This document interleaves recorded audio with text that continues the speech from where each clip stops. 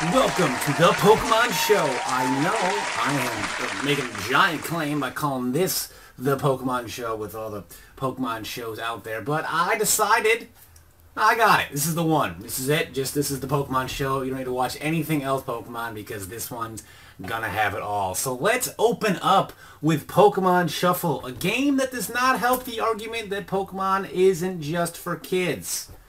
Really. All 11 of you out there who play this game, you'll want to listen up. A Pig Night Challenge has been added, and that'll last until August 17th. Along with that, a Garchomp Megastone has been added for all regions from August 7th, so 2 days ago, until August 17th. So if you want to get that Garchomp Megastone in Pokemon Shuffle, well, there you go. And if you're a Pokemon Shuffle player in general, well, then you're probably not even old enough to watch this video because of the parental blocks and restricted internet use your parents put there. But, yeah, there you go.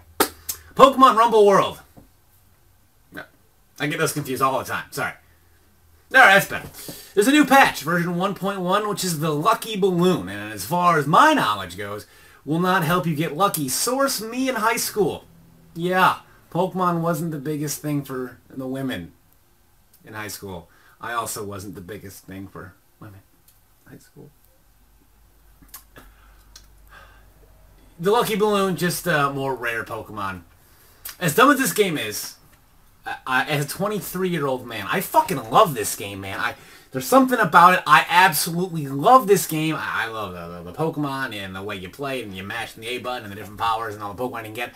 I absolutely love it. I do. Love it. Fuck it. I love it. But finally, those who actually play Wi-Fi and don't give a shit about anything else not Wi-Fi, a Pokemon Pikachu Global Cup has been added. It's coming out soon in Battle Spot. Only electric-type Pokemon are to be used, and prizes are going to be given out to players based on how much Pikachu is used. That's right. The flagship mascot to Pokemon, Pikachu, of the billion-dollar franchise that is Pokemon, has Game Freak begging you to use it, so much so they're making a cup and giving out prizes based on how much you use it. If Pikachu is in the top 3 used overall, you will get a Pikachu with Endeavor, which will make sense since Pikachu spends most of its competitive life at low HP anyway, finally an ability that allows you to use it. Hopefully you don't kill something Volt Tackle or Wild Charge.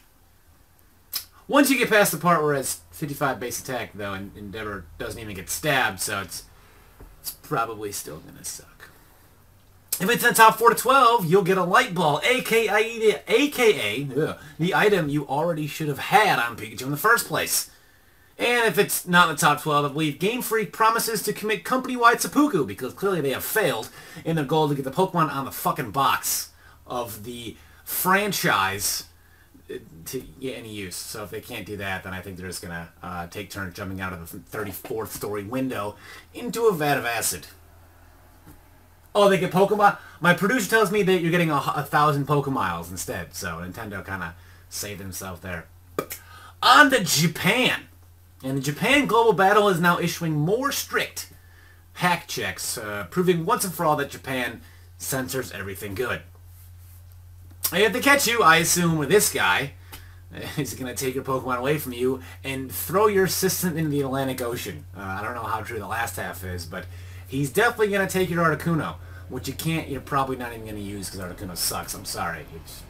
It's true.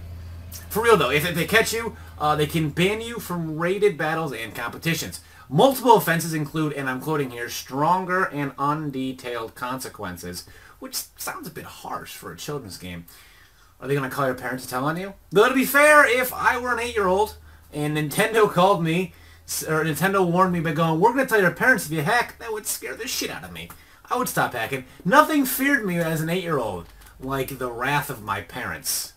So I had a room upstairs that I wasn't a fan of being in, but they put me in there if I did stuff wrong. And I didn't want to add Pokemon hacking. To be honest with you, as an 8-year-old, hacking was probably something I didn't do anyway because I was so a moralist and all that fun stuff. Anyway, there have been instances of innocent players losing their entire save data just for going up against an opponent with modified data. So clearly, the system not foolproof. Japan's still testing that and getting that to figure it out. I'm sure I'm going to get comments on my hair and my eyes. I know I need a haircut. irrelevant. There are instances, so a system's not perfect. They're still working on it, and but you know, if you're a troll of the world and want to press your luck, and you want to piss off some Asian kids, go online with some hack stuff, you know, modified data. Obviously, if it's too hacked, you can't get it on, you know, Battle Spot. But go ahead, test your luck with that gen stuff. Go up against an Asian kid, and hopefully they can delete their save data. And, you know, those kids stomping you with Mega Kangaskhan and Rotom Wash, they can literally delete their save files if you got a luck. Take those dice, blow around them a little bit, and throw them online, and maybe, just maybe, you'll get lucky. No, that's not what... God damn it. Amiibo news alert. Honestly, I don't even know why I'm saying this. Everyone watching this won't even be able to find this Amiibo or afford it because it's most likely going to be in stock in a total of like 4 places with 9 total Amiibo in those places. So what's the point? But a Mewtwo Amiibo was announced and it'll be released in Europe on October 23rd. All those years of Europeans asking us, but why America? But why America? Why do you get this game months before us? It's all come to an end. Now it'll be Americans groveling on social media how their life is unfair. Why should I have to wait in line to get this Amiibo for $9,000? Why is my Starbucks coffee called a venti? Hashtag life is unfair. Europe, I would be jealous of your Mewtwo Amiibo, but it's bound to be so rare, not even the Queen of England herself will be able to secure a pre-order. I wonder how she'll be able to pass the time. Oh, dear God, burn that memory with fire. But that brings us to our Pokemon of the Week segment. And we are going with my favorite Pokemon. Scyther. This Pokemon answers the question, what if Edward Scissorhands had sex with a praying mantis, whose offspring then had a gangbang with the entire cast of Anger Management? Which, fun fact, if you were to sell back to FYE today, they would tell you they can't even take it. Anger Management, starring Jack Nicholson and Adam Sandler. Scyther began in the Pokemon games as this, where it looked like he was asking the player, hey, do you want to see some candy I have in my nest? Pre-sliced. Because, you know, kids go crazy for pre-sliced peppermint. To make things even more horrifying, its Pokedex entry was, with ninja-like agility and speed, it can create the illusion that there's more than one. So now imagine you're walking home from school and this horde of a thing approaches you. You don't even know how many there are. There could only be one, but it's moving so fast you think there are 19. But they're offering you sweets and the ability to watch a new leaked trailer of the Star Wars movie back at his house. Now, to add to this nightmare fuel, its current entry, it tears and shreds prey with wickedly sharp scythes. It very rarely spreads its wings to fly. This thing doesn't even need to fly in order to turn you into a sushi roll. The wings are just an extra, in case it's feeling bored and wants to add a little more sport into hunting 10-year-old boys and girls who, for whatever reason, are being allowed to travel in a world full of monsters.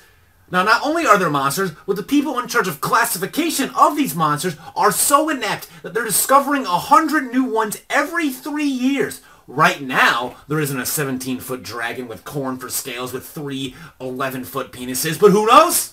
Someday there might be, and is that a world you want to send your kids into? No! No, it's not, unless you really hate the little bastard, then by all means, send him out. Gerald, have fun on your adventure. It's going to be good. Whew. Honey, we got rid of that bastard. That was easy. That's probably what all those little kid trainers are in the beginning of games anyway. Just kids being abandoned by their parents because they honestly were mistakes and couldn't afford protection. So the best way to do that is to send them out there with a Pidgey or a Caterpie and a Rattata and just hope that natural selection takes its course. Scyther started in the Pokemon universe as a very rare Pokemon, one you can only find in one area of the Safari Zone, which you only had 500 total steps in the first place. So first you're trying to get the teeth to get Surf back in Red and Blue, and in the process, you're trying to find Scyther. You can't do it both at once. You can't do it. But either way, it began as a super rare Pokemon you can find in one spot, but eventually Pokemon researchers discovered this part praying mantis, part dragon, part Johnny Depp Pokemon was actually in other regions too. Because how the fuck do you miss... Okay, well that makes sense. We're gonna move along. Scyther is 4'11", so, you know, legally a midget. Ah, I love doing Game of Thrones. Weighing in only 123 pounds, and interestingly, also Pokemon number 123, so way to be creative there, Game Freak. I'm sure that board meeting was awesome. Get quick, we're running out of time to ship the game's name Pokemon data. How heavy is Scyther? What number is it? 123? Ship it! Ship it! But that weight to height ratio gives Scyther a body mass index of 24.8, which is 1.1 less than the overweight threshold. So, good on you, Scyther. You don't need that. You don't need to put that bikini away. Yeah, show off that beach bod. It's right in the middle of summer anyway. Beach weather is still here, so don't you let that bitch Tiffany tell you you do not look good in that two-piece, because she is dead wrong. Dead wrong! To make you feel better, Scyther, here are all some nice things that people in the Twitter sphere have said about you. Well, you are green, and green is the best color. Green is the best color. So, you know, you see? It's great. Well, I mean, Infernape is good. It's versatile, so I wouldn't take that one personally. A lot of things lose to Infernape. Alright, that's just rude. You're being rude now. You're being rude. Yeah, see? Top 2. Easily top 2 in that tightly packed and abundant category. Okay, who's screening these? Whoever it is fired. Oh, it's me. I can't fire on the first show. Now, you know that's not his fault, okay? Electabuzz egged him on, and don't you try and guilt trip him for something he didn't even do. Alright? Wasn't his fault. See? Easily the best in. What's NU stand for? Hold on, what's NU? Never used. Who the fuck doesn't use the Pokemon that Freddy Krueger was modeled after? I don't even care how accurate that statement is. The point stands. You know, I got some knowledge to drop on this planet, and I will see you all next week. Good night.